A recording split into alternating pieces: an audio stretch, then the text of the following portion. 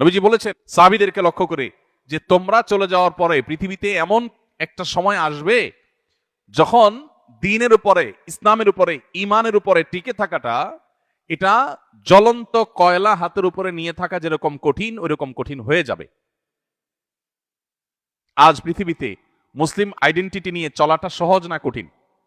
কঠিন।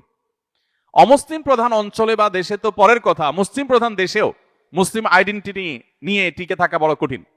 আপনার দাড়ি থাকবে, টুপি থাকবে, আপনি নামাজ পড়বেন, হালাল হারাম মেনটেন করবেন, আপনি মাহারাম মেনটেন করবেন, আপনি সিরিয়াস দিন পালন করবেন, কোরআন হাদিসের প্রত্যেকটা আদেশ মানার চেষ্টা করবেন, আল্লাহর দাসত্ব এবং আবদিয়তকে আপনি ধারণ করে চলার চেষ্টা করবেন।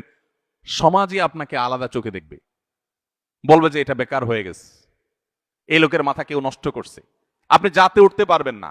জাতে ওঠার জন্য আপনাকে অনেক অপকর্ম, অনেক গুনাহের কাজ, অনেক পাপের কাজ, কোরআন হাদিসের বাইরে আপনাকে যেতে হবে। এই যে একটা প্রবণতা, এটা আমাদের সেই সময়ের কথা স্মরণ করিয়ে দেয় যে সময়ের কথা নবীজি বলেছেন যে এমন একটা সময় আসবে যে ঈমানের উপরে টিকে থাকাটা জ্বলন্ত কয়লা হাতে রাখার মতো কঠিন হবে। ভাইরা আমার, এখন আপনার সন্তানটা নামাজ কালাম পড়ে, দিনদার, সে হারামে যায় না। সমাজের বেশিরভাগ মানুষ পাপাচারে লিপ্ত, নামে মুসলমান, দিন থেকে সরে গেছে। ওই যে ফিতনার কারণে তারা দিন থেকে সরে গেছে। এই মানুষগুলোর কাছে আপনি বরং ভিন্ন গ্রহের কোনো বাসিন্দা। আপনি বরং সমাজ বুঝেন না, সামাজিকতা বুঝেন না, আপনি বরং অসামাজিক, আপনি বরং সেকেলে, আপনি পুরাতন, আপনি আধুনিক না, আপনি পিছিয়ে পড়া, আপনি সমাজের বোঝা, আপনি স্মার্ট না। হাজারটা ট্যাগ আপনাকে দেয়া হবে। নবীজি বলেছেন ওই রকম কঠিন সময়ে যখন ইসলামের উপরে টিকে থাকা কঠিন হবে, আপনি দেখুন সারা পৃথিবীতে, আপনি মুসলিম হন, ভালো মুসলিম হন, তাহলে সব বাধা। আপনি ইসলাম ছেড়ে দিলে আর বাধা নেই। ফিলিস্তিনের মানুষ তারা যদি মুসলমান না হয়ে অন্য কোন আইডেন্টিটি তাদের হতো, তাদের এত কষ্ট করতে হতো না। কাশ্মীরের মানুষগুলো যদি মুসলমান না হয়ে, ইসলাম না হয়ে অন্য কিছুকে ধারণ করতো, তাহলে জুলুম তাদেরকে সহ্য করতে হতো না।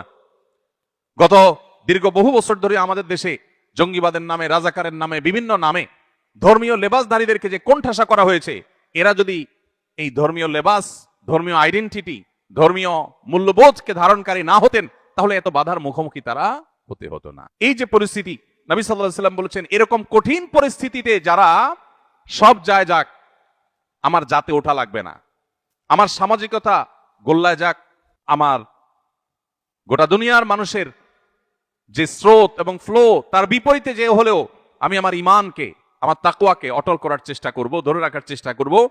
এই প্রতিজ্ঞা যদি কেউ করে এবং সে টিকে থাকতে পারে, নবীজি বলেছেন সেই লোক একজন আমল করে যে সওয়াব পাবে, সাহাবীদেরকে বলেছেন তোমরা 50 জন আমল করলে যে পরিমাণ সওয়াব পায়, সে একজন সে সওয়াব পাবে। 50 জনের আমলের সওয়াব একজন পাবে। নামাজ পড়বে এক ওয়াক্ত, সওয়াব পাবে 50 ওয়াক্তের, 50 জনেরটা।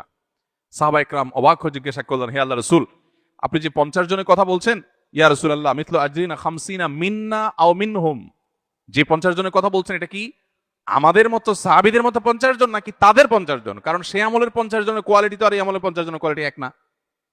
তো সাহাবীরা জিজ্ঞাসা করছেন ওই ফিতনার সময় যখন বাধার একের পর এক পাহাড় এবং প্রাচীর দেয়াল উঠবে, তখনও যদি কেউ ঈমানের উপরে টিকে থাকতে পারে, তাদের একজন আমল করলে 50 জনের যে সওয়াব দেওয়া হবে, সেই 50 জন কি সাহাবীদের 50 জন নাকি তাদের সময়ের 50 জন? নবীজি সাল্লাল্লাহু আলাইহি ওয়াসাল্লাম বলেছেন ক্বালা বাল আজরু 50 মিনকুম, তাদের সময় না, তোমরা যারা সাহাবী তোমাদের মধ্যে 50 জনের সওয়াব তাকে দেওয়া হবে।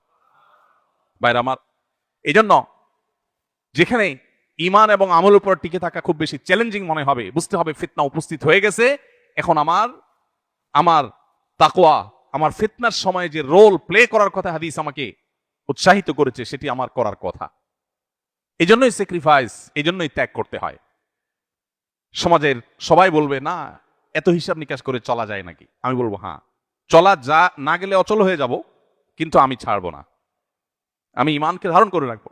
আল্লাহ তাআলা ফিতনার সময় আমাদেরকে এভাবে ঈমানকে, আমাদের আইডেন্টিটিকে, আমাদের তাকওয়াকে সেভ করার তৌফিক দান করুন।